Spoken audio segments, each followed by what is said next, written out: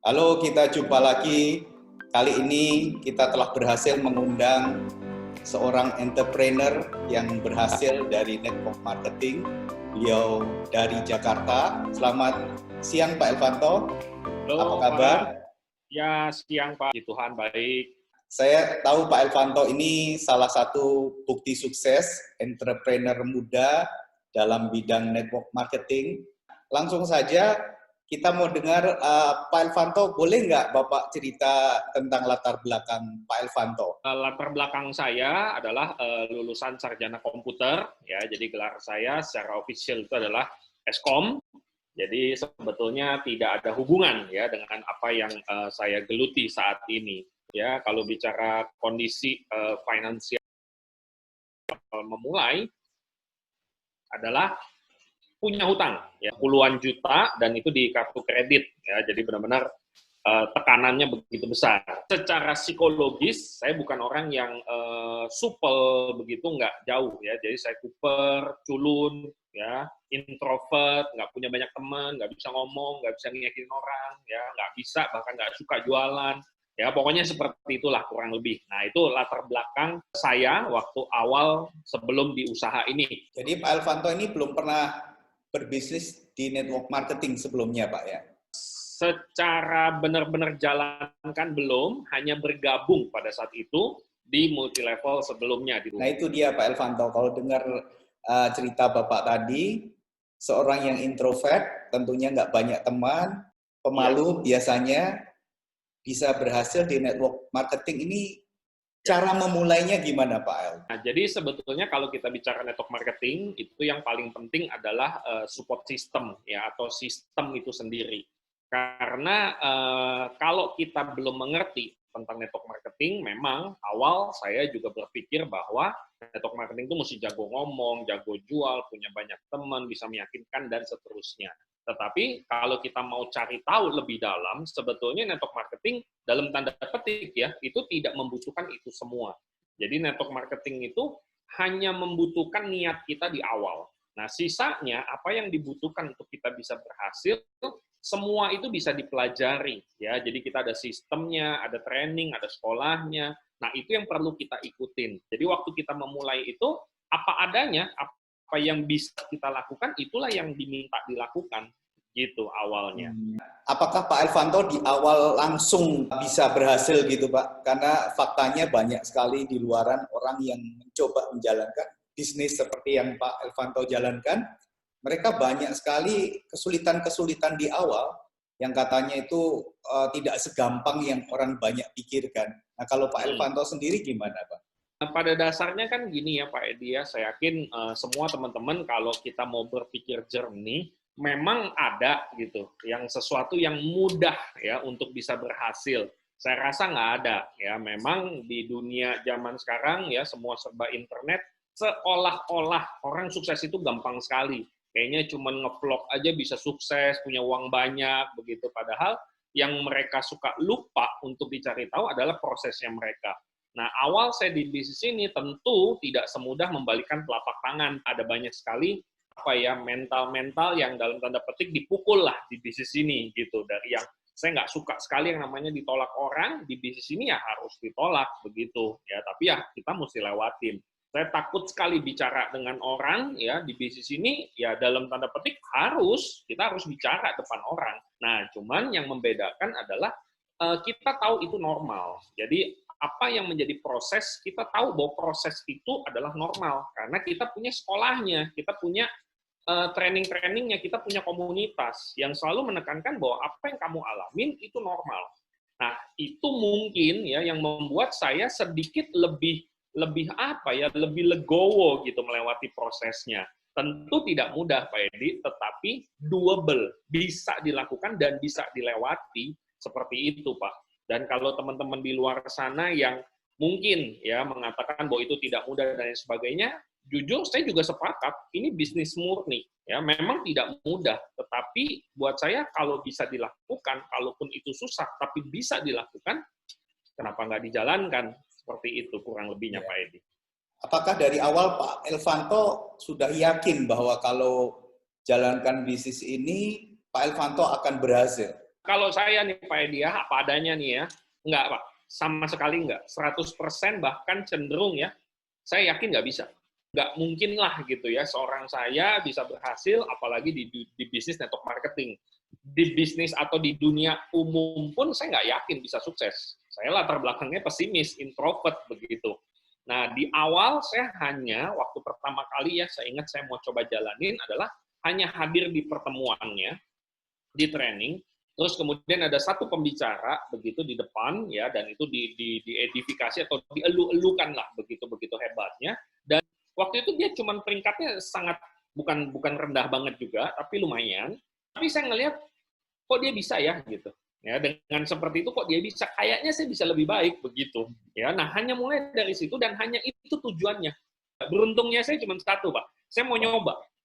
Ya, itu aja keberuntungan saya satu-satunya di usaha ini. Saya mau nyoba. Begitu, Pak Edi. Nah, Pak Elvanto ingat nggak dari proses yang Bapak alami ini, ada nggak kejadian yang membuat Pak Elvanto itu istilahnya sampai mau berhenti? Pernah ngalami yang seperti itu nggak, Pak, sebagai seorang pengusaha? Kalau bicara down, muncul pemikiran bisa sukses atau enggak, begitu ya. Jujur hampir tiap hari sih, Pak. Ya, jadi di awal menjalankan tuh hampir tiap hari, apa iya bisa, apa enggak, dan seterusnya. Tetapi kembali lagi, beruntung kita punya sistem, punya komunitas yang selalu menjaga kita akan down yang bablas, begitu. Tetapi kalau titik yang paling rendah adalah pada saat saya sudah setengah jalan di peringkat yang udah di tengah-tengah, dan jaringan rontok, Pak, gitu ya. Jadi tim itu semua bubar, sisa segelintir ya, dan bonus juga itu sangat kurang sekali untuk mengingat cicilan utang saya. Nah, itu titik terendah ya di dalam karir saya di usaha ini. Oke.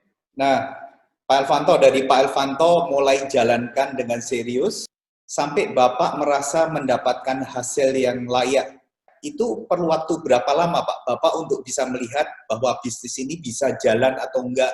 Sebetulnya kalau dibicara ini bisnis oke atau enggak, itu sudah semenjak bulan pertama saya komitmen jalanin.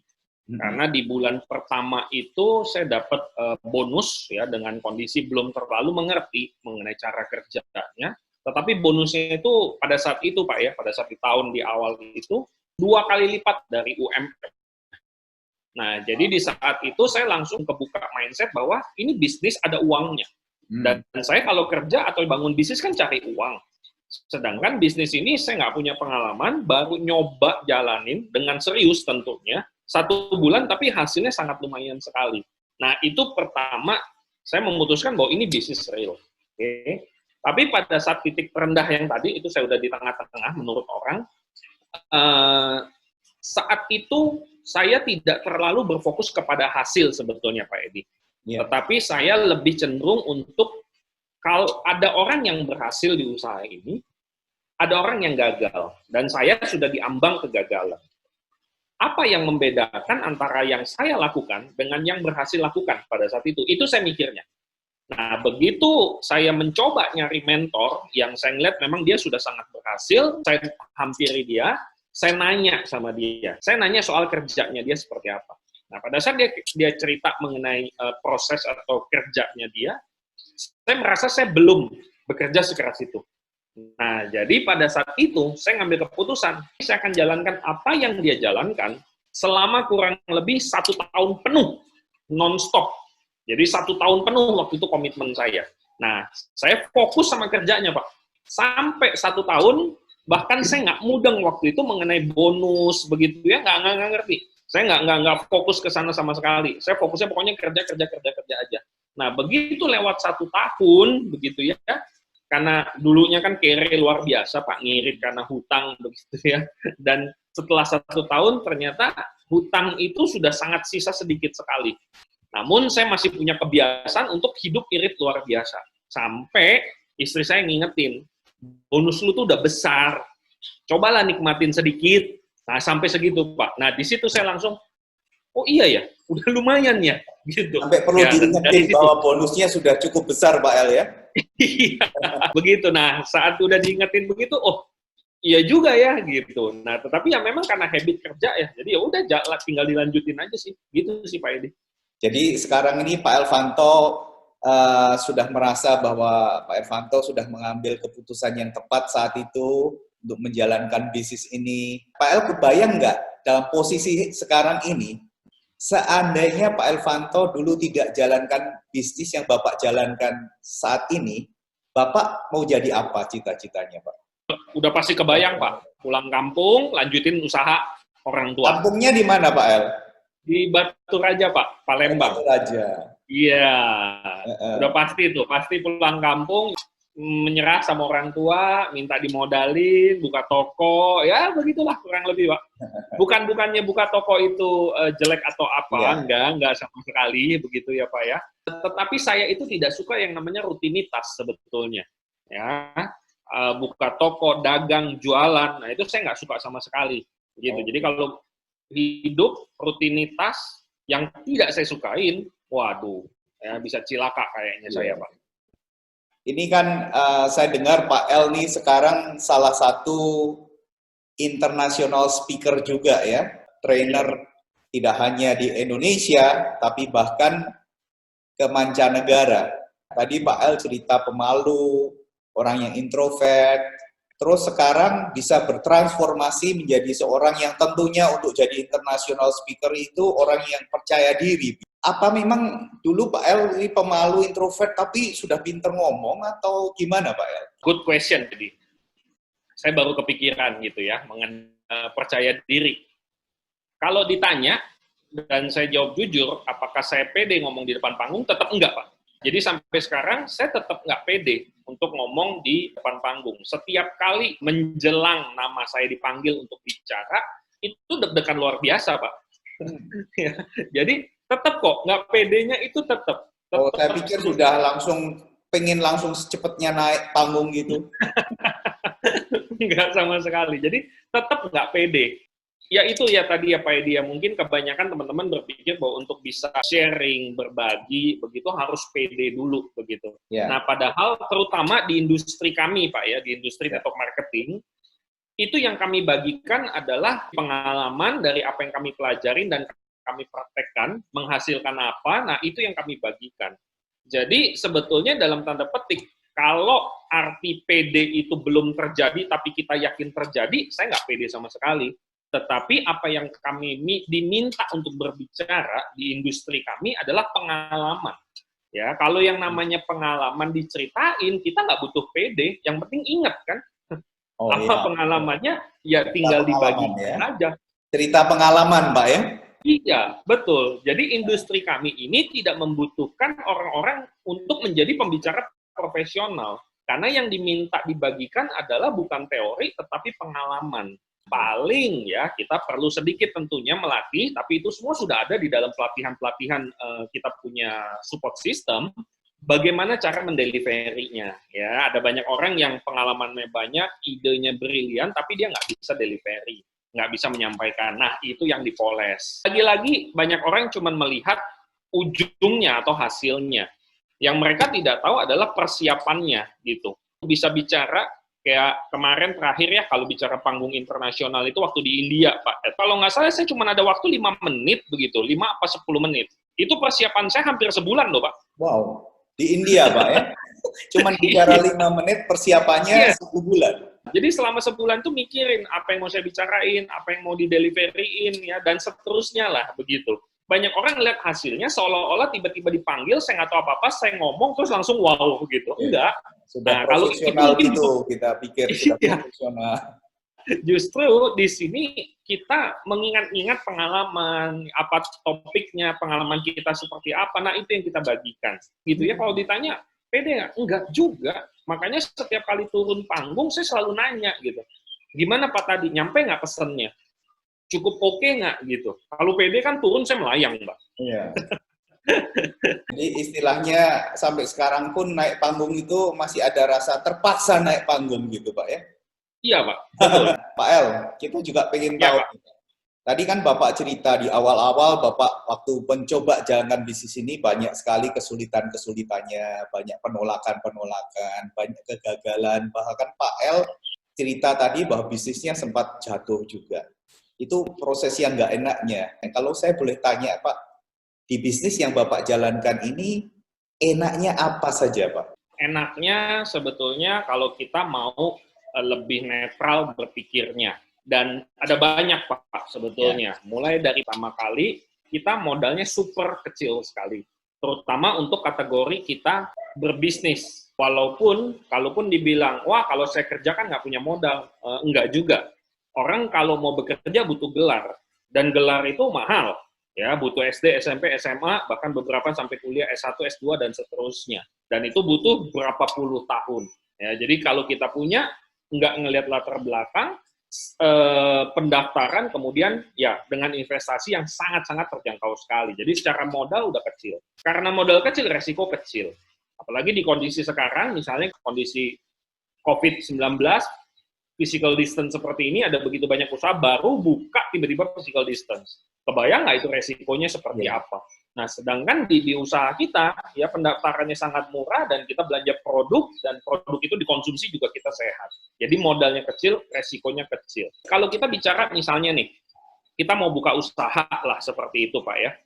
Tentu kita butuh belajar, betul ya. Kita butuh belajar. Nah, belajar apa? Apa aja yang dibutuhkan untuk bisa menjadi seorang pengusaha? Apa aja ilmu yang perlu kita pelajarin?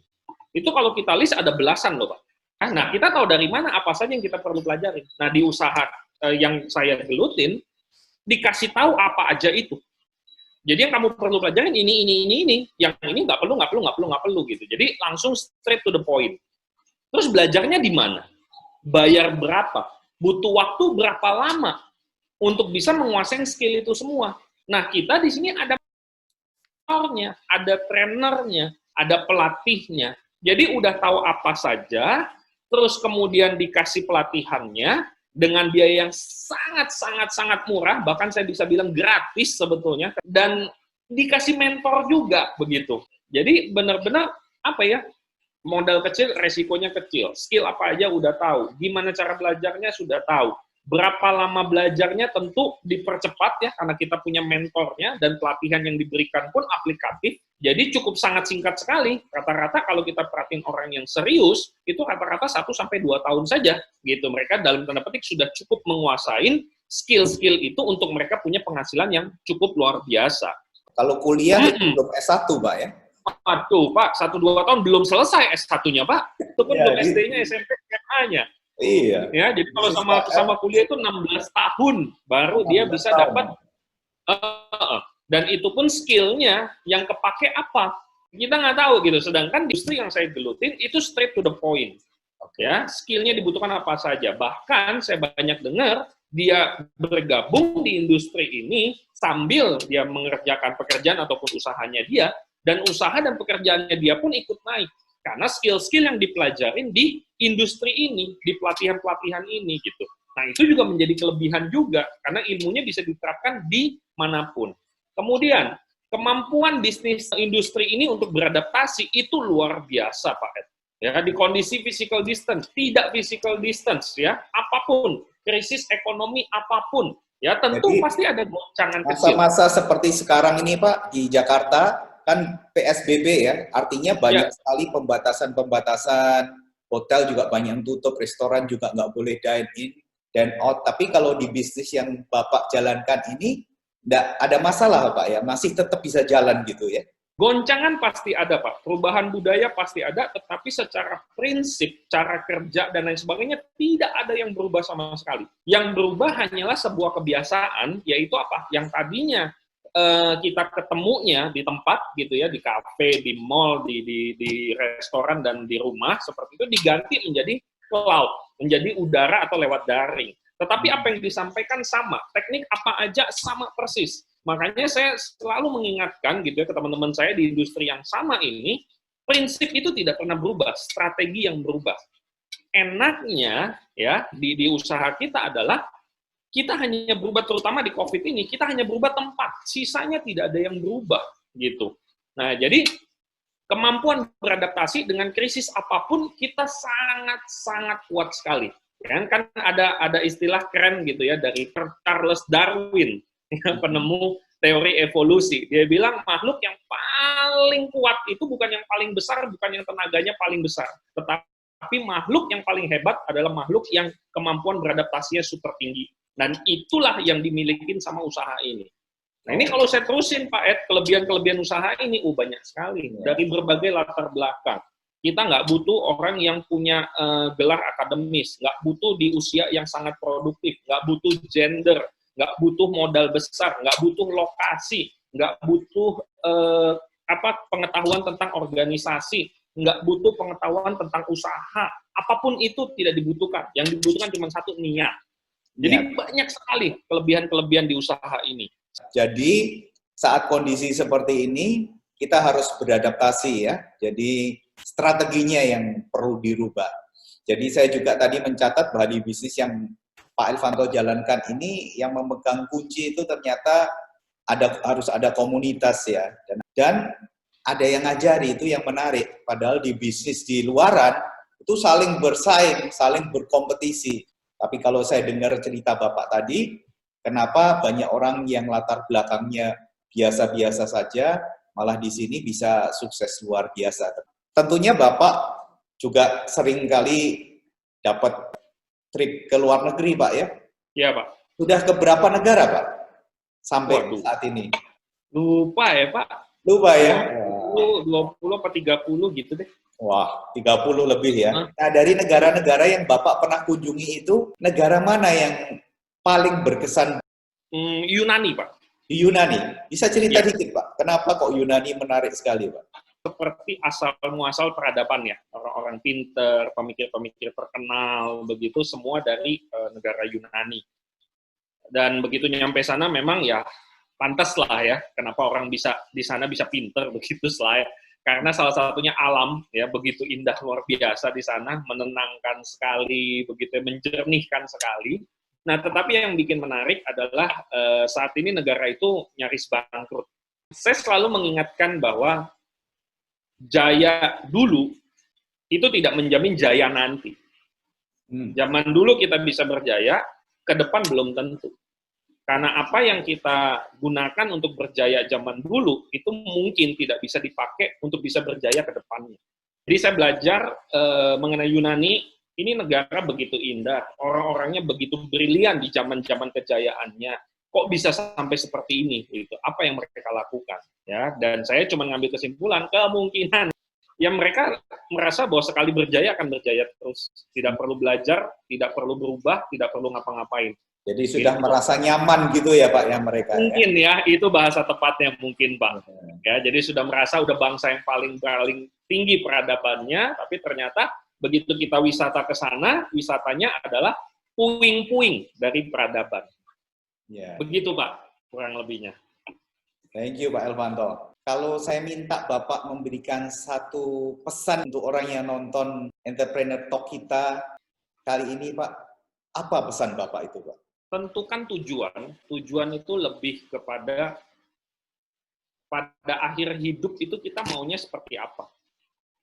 Lalu konsisten untuk arahnya ke sana. Untuk menuju apa yang menjadi tujuannya dia. Karena zaman sekarang ini kita distorsinya begitu banyak. Gangguan-gangguan yang menarik perhatian dari luar itu begitu besar dengan internet, dengan ya kita disirami dengan informasi, dengan hal-hal yang mohon maaf mungkin nggak tahu seberapa persen yang real berita-berita itu semua. Ya. Nah, jadi kadang-kadang kita tersilaukan dengan sesuatu yang menarik yang membuat kita tidak tahu kembali tujuan kita. Jadi ngeliat ini mau, ngeliat itu mau, ngeliat ini mau, akibatnya apa? Banyak orang terlalu fokus kepada dalam tanda petik hebat. Yang mereka lupakan adalah kita nggak bisa hebat di semua bidang. Kita nggak bisa hebat di semua tujuan. Kita cuma bisa mencapai satu tujuan begitu. Ya, apakah mau ke kalau saya di Jakarta, apakah mau ke Bali, apa mau ke Medan, ini dua arah. Ya, tapi kalau orang lebih mementingkan yang penting jalan, ya dia bisa salah tujuan. Ya, nah jadi yang suka miss saya perhatiin zaman sekarang itu adalah konsistensi. Tidak punya tujuan yang jelas karena semua berdasarkan ngelihat ini mau, ngelihat itu mau, lupa nanya ke diri. Lu maunya apa? Anda tuh maunya apa sih? Hidup itu seperti apa sih yang Anda mau? Bukan yang seharusnya seperti itu. Nah, begitu sudah tahu tujuannya, Anda sudah setengah jalan. Tinggal apa? Cari jalan ke sana, jalan menuju ke sana, secara konsisten. Karena saya tetap yakin kok, Pak, kerja keras, konsistensi itu tidak bisa dihilangkan. Saya tetap percaya kalau kata mentornya dari coachnya dari John C. Maxwell, ya tokoh leadership kelas dunia, yaitu John Wooden, ya coachnya dia John Wooden mengatakan bahwa dia tetap percaya old style hard work, ya gaya lama kerja keras. Jadi kerja keras itu menurut saya ya harus konsisten.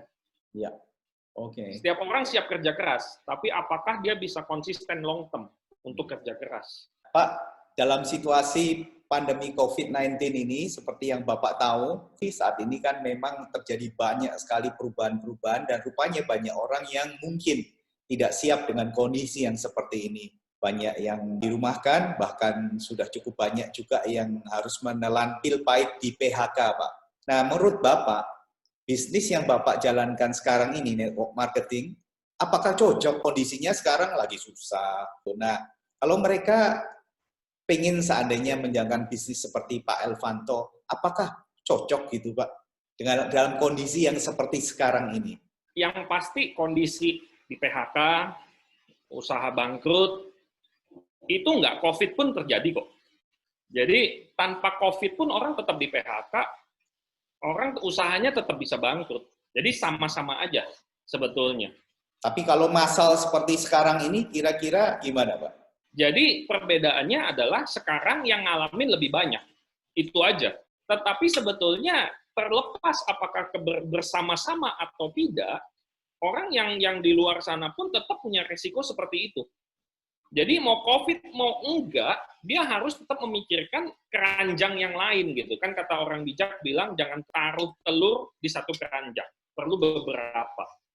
Jadi terlepas COVID atau tidak, tetap butuh keranjang kedua, mau COVID maupun tidak. COVID hanya mempercepat untuk kita sadar bahwa kita butuh keranjang kedua sebetulnya. Poin yang kedua adalah lupakan dulu bisnis atau industri yang sedang saya gelutin. Dia bisa apa? Mau kemana? Tetap harus cari solusi. Kalau Anda ketemu solusi lain dengan modal yang lebih kecil, dengan kerja yang lebih rendah, dengan mentor yang jauh lebih dahsyat lagi, mungkin itu solusi lebih baik. Tapi kalau nggak tahu mau ngapain, kenapa nggak bergabung dengan satu industri yang sudah menyediakan semuanya? Kerja keras tentu pasti. Kalau menurut saya, Pak Edi, dia harus bergabung di industri seperti ini. Karena kita semua tahu COVID akan selesai, tetapi percayalah, COVID merubah keadaan sudah. Yang dulu sudah hilang. Setelah COVID, mungkin pekerjaan-pekerjaan yang dahulu kala itu sudah banyak yang mulai hilang. Anak udah mulai terbiasa home learning. Mungkin sekolah pun akan berat ke depannya. Saya nggak tahu, tapi saya udah mulai kepikiran. Sama aja anak saya di rumah bisa belajar juga kok gitu. Kenapa nggak homeschooling aja sekalian? Saya bisa ngeliatin dia terus-terusan seperti itu. Terus kemudian misalnya salon, gunting rambut. Sekarang udah banyak orangnya dipanggil datang ke rumah. Nggak perlu ngantri. Mungkin nambah cuma 10-20 ribu. Mungkin salon pun akan kembang. Yang saya mau tekankan adalah keadaan pasti berubah.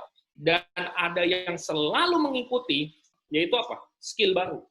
Setelah COVID selesai, kita butuh skill baru untuk bisa ngikutin zaman lagi. Kalau enggak, teman-teman semua, kita tuh kayak sekarang ini lagi dihujanin dengan hujan meteor, terus kita ngumpet gitu ya di dalam bunker. Terus kayaknya udah aman baru kita keluar begitu. Dan keadaan udah rata, nggak ada makanan, nggak ada apa-apa lagi. Nah, kenapa enggak di situasi hujan meteor ini kita melakukan sesuatu yang saat ini kita melihat aja paling gampang kan, apakah industri yang sedang saya gelutin ini ikut kena imbasnya?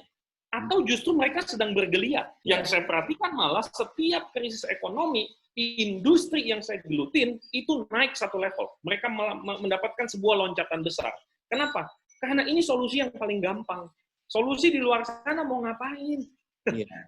Pas awal terjadi orang semuanya jual apa? Desinfektan, jual masker. Sekarang semua ribut gitu, ya, karena mereka hanya terjun di bisnis yang tren. Kalau kita bicara bisnis tren, namanya tren, Pak. Ada nggak trennya? Sedangkan industri ini sudah berlangsung puluhan tahun, artinya melewati krisis yang besar, dan artinya ini jangka panjang. Jadi buat teman-teman yang berpikir, aduh, gue lagi pusing begini, oke, lupakan bisnis ini, Anda mau ngapain? Toh harus berjuang. Betul Pak El, sekarang ini yang Bapak ceritakan tadi ya, orang dulu kalau diajakin bisnis network marketing, pasti bilangnya, aku nggak suka jualan, aku nggak pintar jualan. Toh sekarang mereka seperti dipaksa oleh keadaan, ada yang jual ini, open PO, mereka bisa jual sembako, jual segala macam.